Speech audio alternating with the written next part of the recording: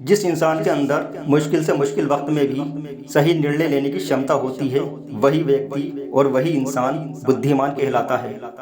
हर इंसान के अंदर निर्णय लेने की क्षमता होती है, वे आपके पास भी है।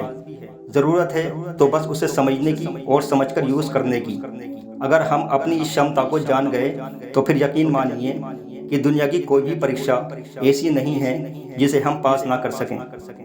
आज मैं आपको एक व्यापारी की कहानी सुनाता हूँ। वीडियो को बिल्कुल भी स्किप ना करें और आखिर तक पूरा ज़रूर देखें। अगर स्किप करके देखेंगे तो कुछ भी समझ में नहीं आएगा और आप बहुत कुछ मिस कर देंगे। अगर आपने अभी तक मेरे चैनल को सब्सक्राइब नहीं किया है तो प्लीज़ मेरे चैनल को सब्सक्राइब कर लें, क्योंकि मैं ऐसी ही ज्ञानवर्धक मोटिवेशनल वीडियो आपके लिए लाता रहता हूँ। तो चलिए शुरू करते हैं आज की मोटिवेशनल वीडियो। बहुत पुरानी बात है, किसी नगर में एक व्यापारी रहता था। उसका पूरा जीवन माल खरीदते और बेचते हुए बीता था। उसने कड़ी मेहनत, लगन और ईमानदारी के साथ अपना व्यापार किया था, जिसकी वजह से उसके पास बहुत सा धन इकट्ठा हो गया था और वे नगर का एक धनी व्यापारी बन गया था। ये इसके वर्षों की कड़ी मेहनत का फल था। व्यापारी अब बूढ़ा हो चुका था, वे बीमार रहने लगा था। एक समय ऐसा भी आया कि जब उसे लगने लगा कि अब वे ज़्यादा समय तक जीवित नहीं रहेगा। वे ये सोचकर दुखी था कि मेरी इतनी धन दौलत का क्या होगा। अगर ये गलत हाथों में चली गई तो मेरी वर्षों की मेहनत, प्रतिष्ठा सब मिट्टी में मिल जाएगी। व्यापारी के दो बेटे थे। वे अपने धन को दोनों में बराबर नहीं बांटना चाहता था। वे केवल उस बेटे को अपना सारा धन देना चाहता था जो कि सबसे ज़्यादा अक्लमंद और सबसे ज़्यादा बुद्धिमान हो। कई दिनों तक सोचते रहने के बाद उसे एक तरकीब आई। वह तरकीब ये थी कि उसने अपने दोनों बेटों की परीक्षा लेने का निर्णय लिया। जो कोई भी उसकी परीक्षा को पास करेगा, वे अपना सारा धन उस बेटे को सौंप देगा और फिर वे चैन के साथ मर सकेगा। एक दिन उस व्यापारी ने अपने दोनों बेटों को बुलाकर कहा, मेरे बेटों, ये 2 रुपये हैं। अब तुम दोनों एक एक रुपया लेकर बाजार जाओ और कोई ऐसी चीज़ खरीद कर लाओ जो कि मेरे इस बड़े से घर को पूरा भर दे। शाम तक का तुम्हारे पास समय है। दिन छिपने से पहले पहले तुम्हें वापस आना होगा। एक चीज़ का ध्यान रखना है कि 1 रुपये से ज़्यादा तुम्हें खर्च नहीं करना है और ना ही किसी से कुछ रुपये तुम्हें उधार लेने हैं। ये वे दौर था कि जब 1 रुपये में आज की अपेक्षा बहुत सी चीज़ें आ जाया करती थीं। दोनों बेटे आश्चर्य से अपने पिता को देखने लगे और सोचने लगे कि 1 रुपये में ऐसी क्या चीज़ आ सकती है जो कि पूरे घर को भर दे। दोनों बेटों ने व्यापारी से और रुपये मांगे, लेकिन व्यापारी ने कहा कि तुम्हें केवल 1 रुपया ही खर्च करना है, इससे ज़्यादा तुम्हें नहीं मिलेगा। अब समय बर्बाद मत करो, तुरंत जाओ और अपने अपने कार्य में जुट जाओ और सूरज ढलने से पहले पहले मेरे पास वापस आओ। दोनों बेटों ने आज्ञा ली और चल दिए।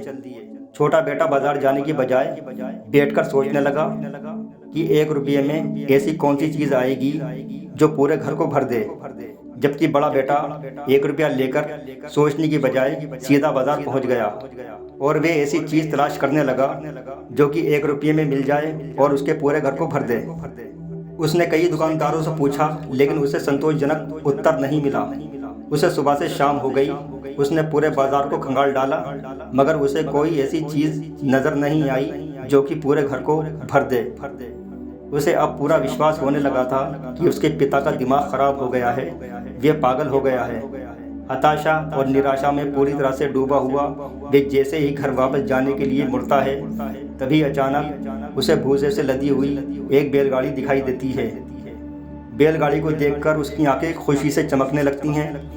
वे सोचने लगता है कि अब वे अपने पिता की परीक्षा में अवश्य ही सफल हो जाएगा। वे गाड़ी वाले से पूरे भूसे की कीमत मालूम करता है। गाड़ी वाला उस भूसे की कीमत 2 रुपये बताता है। काफ़ी मोल भाव करने के बाद वे उसे 1 रुपये में देने के लिए तैयार हो जाता है।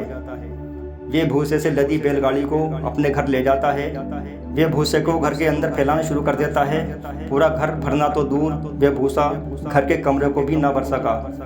वे निराश होकर वहीं बैठ जाता है, जबकि पूरा दिन सोचते सोचते छोटे बेटे को एक विचार आता है। रात होने वाली थी, इसलिए वे तेजी के साथ उठता है और भागा भागा बाजार जाता है।